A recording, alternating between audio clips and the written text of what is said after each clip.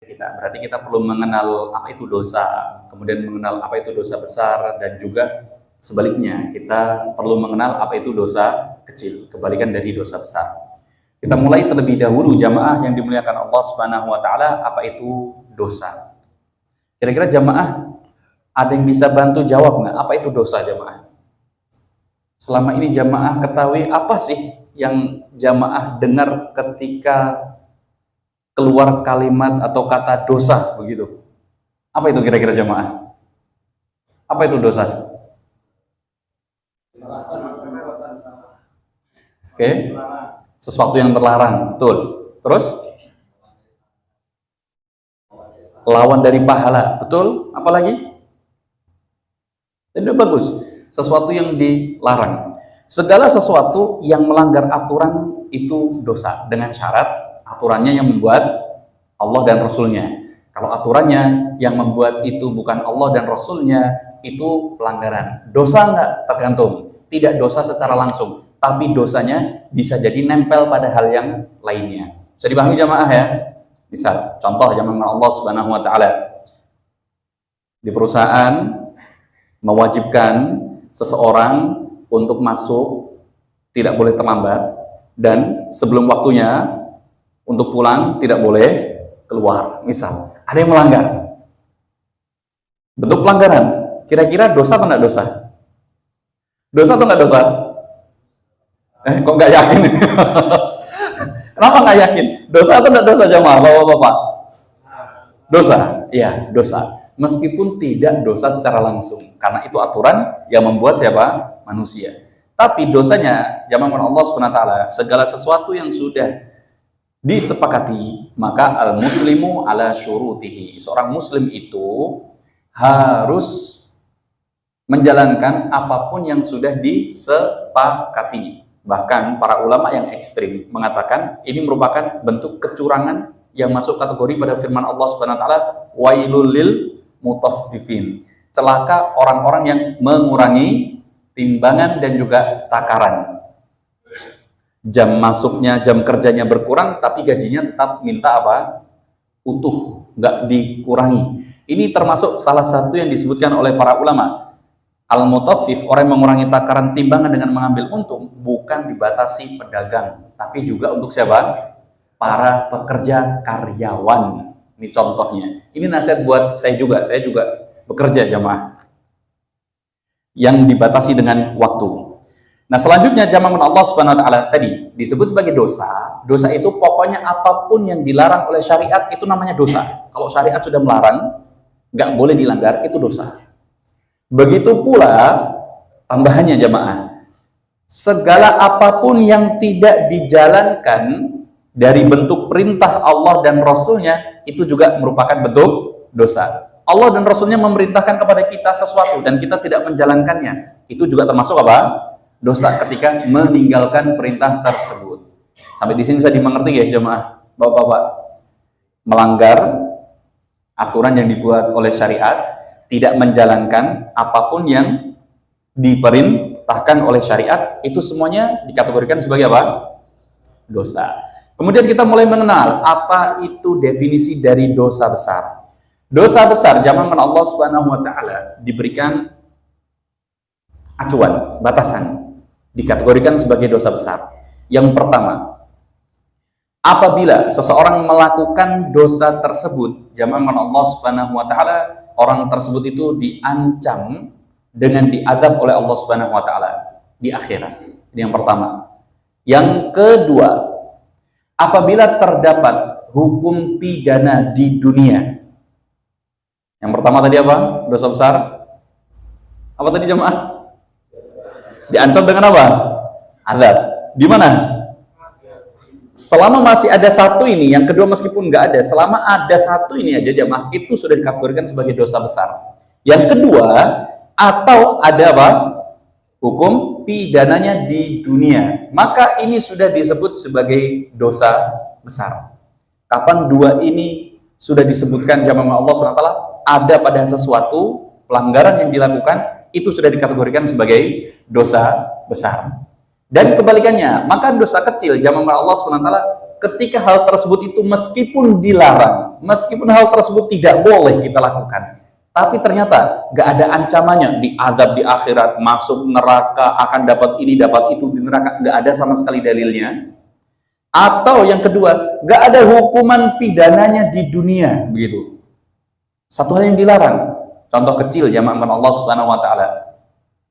Jamaah Allah Subhanahu wa taala, saya mau tanya pada jamaah, tahu atau nggak tahu ini kira-kira ini? Pernah dengar hadisnya nggak?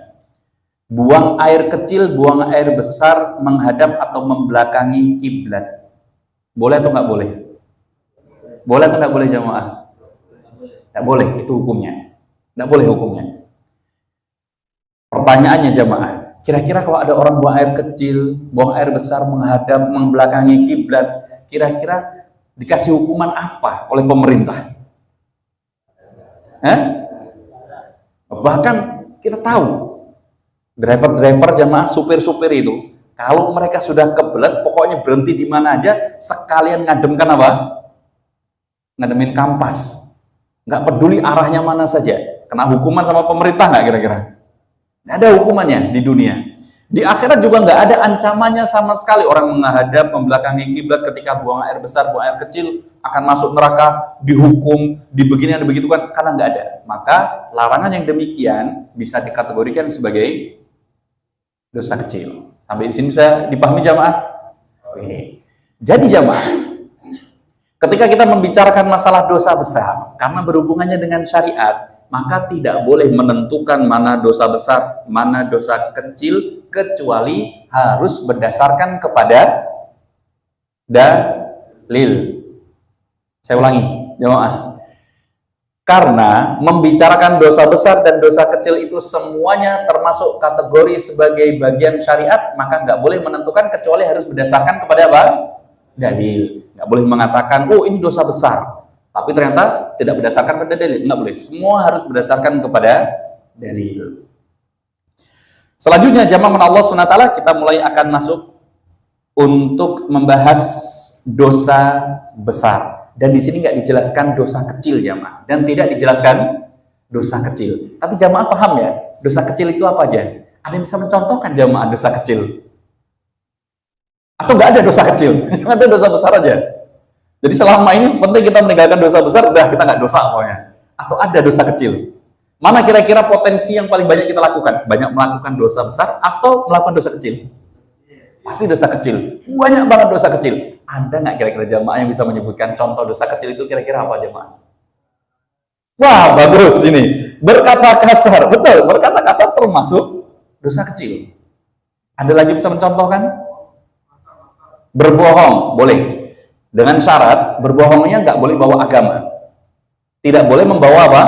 Agama. Karena Rasulullah menyebutkan, man kadiba alayya muta'ammidan falyatabawa maq'adahu minan nar. Barang siapa yang berdusta atas namaku, Rasulullah berdusta menggunakan nama agama, dia harus bersiap-siap untuk memboking tempatnya di mana? Di neraka. Diancam nggak? Berarti berbohong atas nama agama dosa besar. Tapi kalau berbohong bukan masalah agama, berarti bukan termasuk dosa besar. Dengan syarat bukan masalah agama. Tanya, gimana?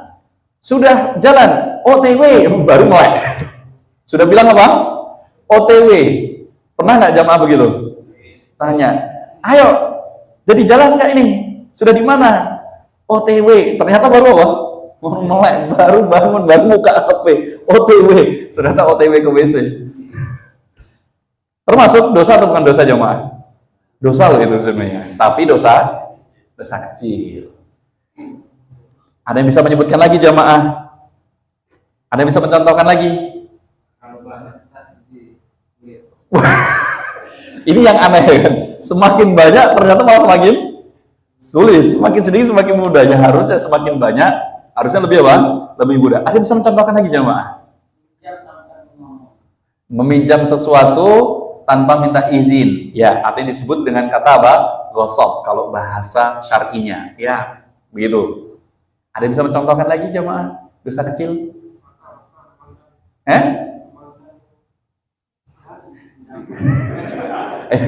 Saya paham maksudnya. Ya, karena Rasulullah SAW juga menunjukkan demikian, memandang yang bukan mahram, lawan jenis, itu termasuk zina. Maka Rasulullah SAW beliau menyebutkan, Innallaha kataba zina fi kulli syai'in. Allah itu sudah mencatatkan zina itu ada kadarnya masing-masing. Wa innal ainan zinahuma nazar. Mata itu zinanya dengan apa? Melihat.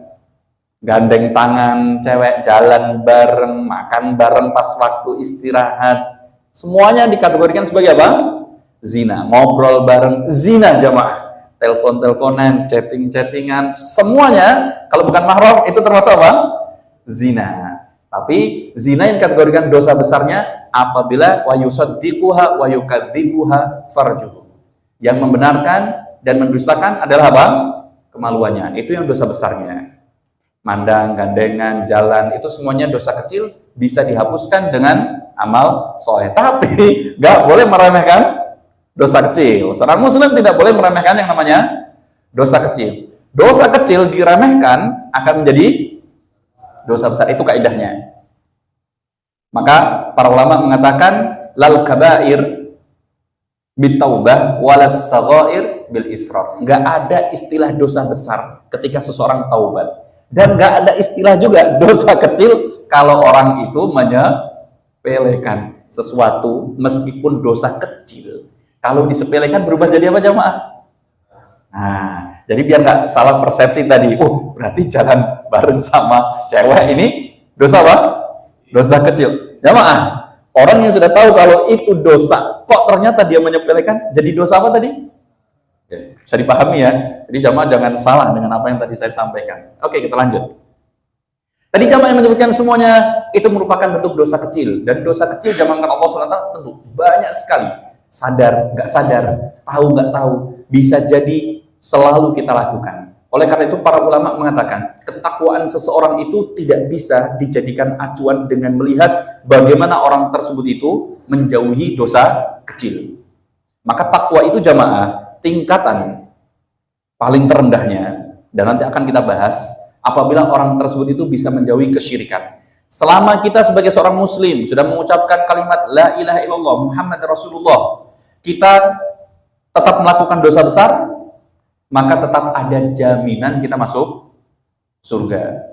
Nah, jaminan masuk surga ada potensinya, tapi juga ada kemungkinan dicuci dulu, digosok dulu zaman Allah SWT kemana? Di neraka. Dan bayangkan Rasulullah SAW beliau memberikan gambaran kepada kita seperti ini. Ahwanul adab yaumal qiyamati ka'an yaqa rajulu qadamahu fi jamratin nar fayugla dimaghuhu.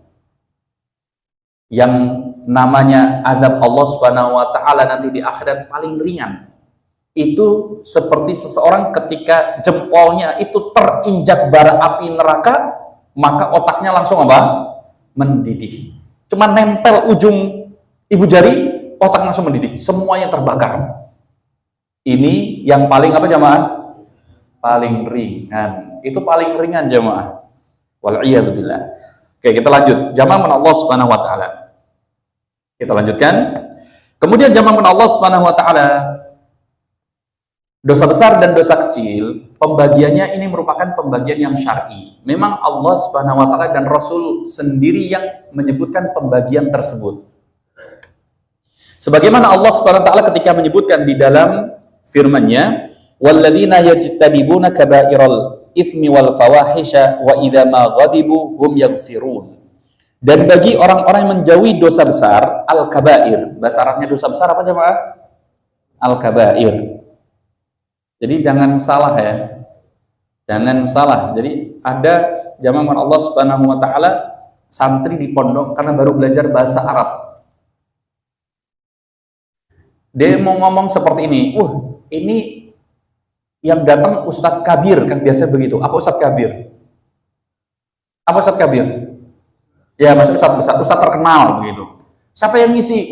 Hari ini yang ngisi Ustadz Kabir, ya baru belajar di pondok, ceritanya begitu. Dia ngomong, siapa yang ngisi hari ini? Yang ngisi hari ini Ustadz Kabir. Nah, karena ustadznya banyak, dianggapnya kata kabir itu bisa dijamakkan jadi kabair. Siapa yang ngisi? Nanti yang ngisi ustadz-ustadz kabair. Paham nggak jemaah? Ustadz-ustadz kabair berarti ustadz apa? Ya, bukan ustaz besar, tapi ustaz pelaku dosa besar. Jadi bukan ustaz kabair. Cukup kita katakan ustaz apa? Kabir aja, nggak perlu ustaz kabair.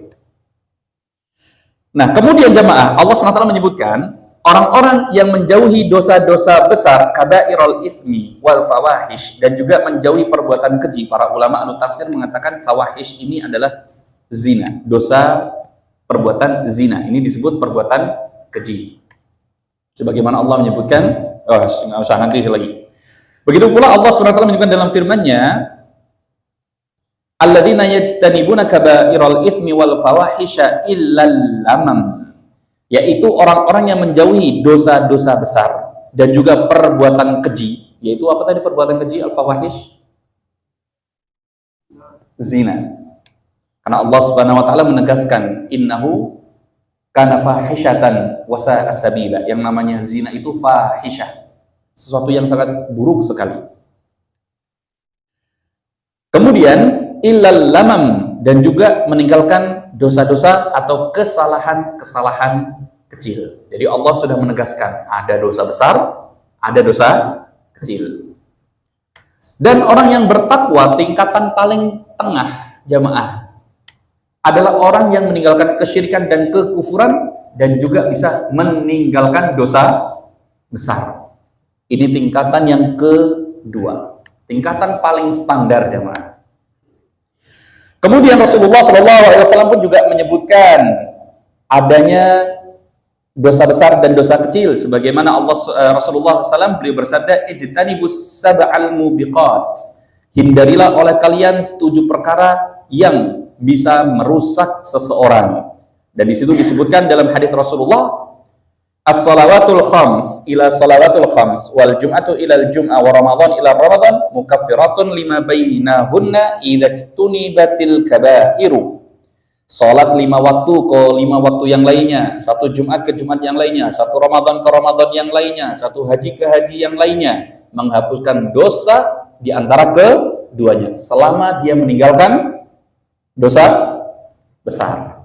Berarti di sini kita bisa tahu ada dosa besar, ada dosa kecil.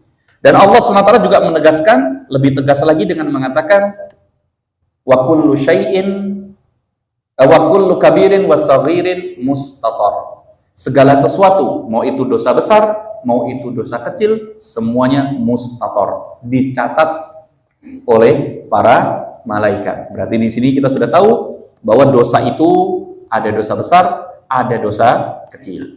Dan dosa besar yang paling pertama sebagaimana disebutkan di dalam hadis Rasulullah Shallallahu Alaihi Wasallam, kita langsung masuk pada pembahasan.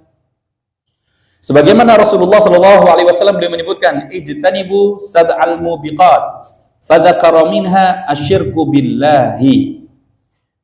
Jauhilah oleh kalian 7 perkara yang bisa merusak. Lalu beliau menyebutkan yang pertama adalah syirik kepada Allah Subhanahu wa taala. Oke, kita masuk pada pembahasan syirik. Dan ini merupakan dosa akbarul kabair, dosa yang paling besar, yang tidak ada potensi untuk diampuni kecuali orang tersebut apa? Bertaubat kepada Allah Subhanahu wa taala dan jelas pasti diancam oleh Allah Subhanahu wa taala masuk ke dalam neraka. Dan jamaah, ada yang tahu apa artinya syirik? Iya, menyekutukan Allah. Menyekutukan Allah di mana? Baik itu pada rububiyahnya, baik itu pada uluhiyahnya, baik pada asma dan sifat Allah Subhanahu wa taala. Saya jelaskan. Tadi ada 3. Ada yang masih ingat tadi yang saya sebutkan? Rububiyahnya. Apa yang dimaksudkan rububiyahnya? Rububiyah Allah Subhanahu wa taala bahwa Allah Subhanahu wa taala sajalah zat yang mampu menciptakan, memberi rezeki, mengatur alam ini, mematikan dan menghidupkan. Itu namanya rububiyah Allah Subhanahu wa taala. Kalau ada orang yang mengatakan jamaah Allah Subhanahu wa taala ada yang menciptakan langit dan bumi selain Allah, berarti dia sudah melakukan kesyirikan. Bisa dipahami jamaah? Ada orang yang mengatakan ada orang yang mampu mengatur alam ini. Misal, ada seorang wali yang bisa mengatur alam ini. Bulan diatur, dia mengaturnya, matahari dia mengaturnya. Maka orang tersebut telah melakukan kesyirikan. Kemudian yang kedua, syirik pada uluhiyah Allah Subhanahu wa taala. Yang namanya uluhiyah adalah Allah yang berhak untuk diibadahi. Allah yang berhak untuk diibadahi. Dan ibadah itu adalah segala sesuatu yang Allah itu senang, Allah itu ridho kalau kita tujukan kepadanya. Maka nggak boleh ditujukan kepada selain Allah Subhanahu wa taala. Contoh berdoa, contoh bernadar, contoh berkurban. Ini semuanya merupakan bagian dari ibadah. Yang terakhir jamaah, syirik pada apa tadi? Asma dan sifatnya. Misal memberikan nama sesuatu yang ternyata itu hanya boleh untuk Allah Subhanahu wa taala. Seperti ketika kita mengatakan beri penghormatan kepada raja di raja, kan biasanya begitu bahasanya orang dulu. Apa itu raja di raja jemaah? Rajanya para raja. Boleh nggak? Nggak boleh, karena rajanya para raja itu siapa? Allah Subhanahu wa taala. Nggak ada raja di atas raja kecuali siapa? Allah, karena Allah memiliki nama Al-Malik. Begitu. Begitu pula jamaah Allah Subhanahu wa taala contoh-contoh pada asma dan sifat Allah Subhanahu wa taala yang lainnya. Kemudian masuk jamaah. Syirik juga ada dua. Nah, syirik juga ada berapa? Ada dua. Ada syirik apa jemaah? Syirik besar, syirik kecil.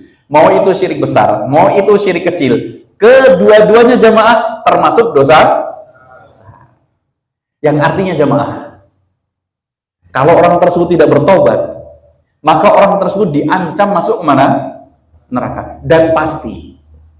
Berbeda dengan dosa besar yang lainnya. Saya ulangi, dosa besar yang lainnya Allah SWT menyebutkan innallaha la yaghfiru ayyushraka bihi wa yaghfiru ma duna dzalika liman yasha.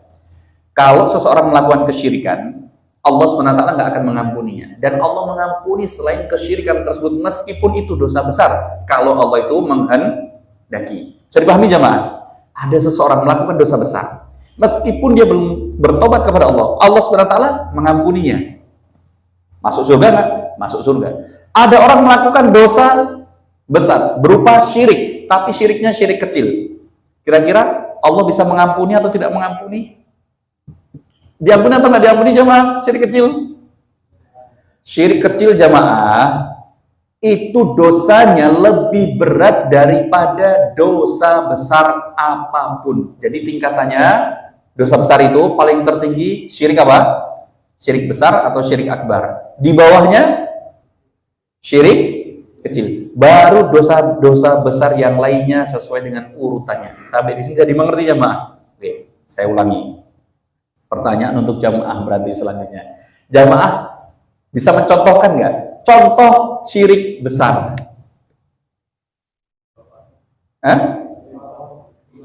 Boleh menyembah pohon. Oh iya, dosa besar. Jimat, dosa besar? Dosa besar jimat? Kita mulai terlebih dahulu definisi dari dosa besar. Jamaah, maaf dosa besar, syirik besar.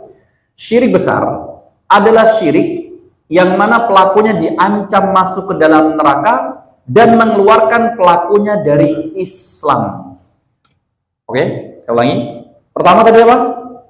Pelakunya diancam neraka dan mengeluarkan pelakunya dari Islam. Sementara syirik kecil zaman Allah SWT, pelakunya diancam api neraka tapi tidak mengeluarkan pelakunya dari Islam. Akan tetapi syirik kecil itu adalah pengantar seseorang jatuh kepada syirik besar. Contoh jamaah, syirik kecil. Contoh syirik kecil. Tadi sudah disebutkan. Memakai jimat. Memakai jimat jamaah. Para ulama mengatakan bukan termasuk syirik besar. Tapi tadi dengan syarat. Tetap mengatakan jimat tersebut itu tidak memberikan manfaat dan madarat kecuali kalau Allah mengizinkan. Kan biasanya begitu orang jualan jimat. Ya ini tidak bisa menangkal bahaya kecuali memang Allah mengizinkan. Ini hanya sebab perantara saja. Tapi sementara ikhwah, jamaah Allah SWT, Islam itu adil. Betul, kita juga harus mengimani hal-hal yang irasional, nggak masuk akal. Tapi hal yang tidak masuk akal itu harus dibangun di atas pondasi dalil. Kalau hal yang irasional nggak ada dalilnya, Islam juga melarang untuk meyakininya jamaah. Ini harus selalu kita pegang, begitu. Maka salah satu contoh kisah aja yang jamaah Allah SWT sangat-sangat masuk akal. Bagaimana Ibunda Maryam ketika beliau hamil besar jamaah Allah SWT, Allah Subhanahu wa taala menyebutkan dalam firman-Nya, wa huzzi ilaiki bijid'in nakhlati tusaqit 'alaiki rutaban janiyya.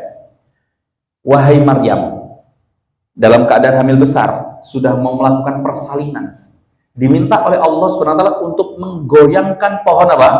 Kurma. Maka ketika kamu goyangkan, akan jatuh buah kurma tersebut. Ini satu hal yang berat jamaah. Jamaah kalau mau nyoba, itu ada pohon, kalau kurma kan susah nyarinya. Nyari apa? Sawit. Jamaah coba goyang. Kira-kira jamaah, berapa buah sawit yang bisa jatuh dengan digoyangkan? Apalagi ini dalam kondisi sedang apa? Hamil besar. Perempuan hamil besar jalannya aja udah sakit jamaah. Suruh apa? Goyangkan lagi. Allah cuma minta al-asbab, sebab. Begitu. Segala sesuatu itu harus setidaknya masuk akal. Begitu. Ini yang selalu diminta. Allah SWT pernah meminta kepada Nabi Musa untuk membelah lautan. Kalau Allah mau, tinggal selesai lautan itu terbelah. Masih diminta apa oleh Allah SWT? Wadrib, ya, dengan apa? Tongkatnya. Diminta untuk memukulkan hingga kemudian Allah Subhanahu wa taala membelahkan lautan tersebut. Jamaah, coba jamaah ke pinggir pantai bawa tongkat pukul-pukul, kira-kira jamaah bisa nggak sampai ya sekitar cuma 1 meter bagian dalamnya itu terlihat hanya dengan memukul. Nggak mungkin ada yang bisa, tapi Allah tetap meminta. Jadi yang penting ada alasan lah untuk Allah Subhanahu wa taala membukakan apa? Jalannya. Demikian yang diminta oleh Allah Subhanahu wa taala. Nah, jamaah yang bukan Allah Subhanahu wa taala, begitu juga dengan jimat jamaah. Jimat merupakan satu hal yang sama, masuk kategori sebagai dosa kecil dengan syarat yang memberikan manfaat dan memberikan madarat tetap siapa? Allah. Jimatnya hanya sebagai perantara. Tapi yang jadi permasalahan, jimatnya jamaah Allah SWT ada dalilnya nggak? Karena tidak ada dalilnya, karena ini perkara irasional, karena nggak ada dalilnya jamaah, maka ini yang menjadikan orang yang mempercayai jimat tersebut dan menggunakannya jatuh pada syirik kecil dan bisa mengantarkan pada syirik besar. Sekarang mau tanya jemaah, kira-kira kalau ada orang pakai jimat agar supaya dia bisa selamat, kita cari alasan yang masuk akal itu kira-kira apa? Kalau jamaah naik motor biar safety selamat pakai apa? Helm. Oke, ini alasannya masuk akal, bisa diterima. Ketika dia jatuh, apalagi helmnya yang full face, rahamnya nggak beresiko untuk tidak mudah patah dan yang semisalnya, ini masuk akal nih. Kira-kira jamaah pakai motor, nggak usah pakai helm, cuman pakai sorban aja. Sorban yang khusus dikasih misal, dililitkan misal, terus jamaah pakai motor, ngebut lagi, jatuh. Kira-kira sorban ini bisa melindunginya ini secara logika gimana jamaah? Bisa nggak kira-kira? Ya, kemungkinan besar nggak bisa. Segala sesuatu yang memang tidak memungkinkan demikian jamaah, maka bisa masuk kategori sebagai syirik kecil ketika kita menggunakannya. Maka dari itu Rasulullah Shallallahu Alaihi Wasallam pun, Umar bin Khattab radhiyallahu anhu terakhir jamaah mengingatkan dengan mengatakan seperti ini jamaah. Ketika beliau mencium Hajar Aswad, beliau mengatakan innaka hajarun la tanfa wa la tadur laula anni ra'aitu Nabi sallallahu alaihi wasallam qabbalak ma qabbaltuk. Kamu ini cuma batu biasa, gak bisa memberikan manfaat, memberikan madarat. Itu Hajar Aswad loh ya jamaah. Ini batu yang paling mulia, batu yang jatuh dari mana?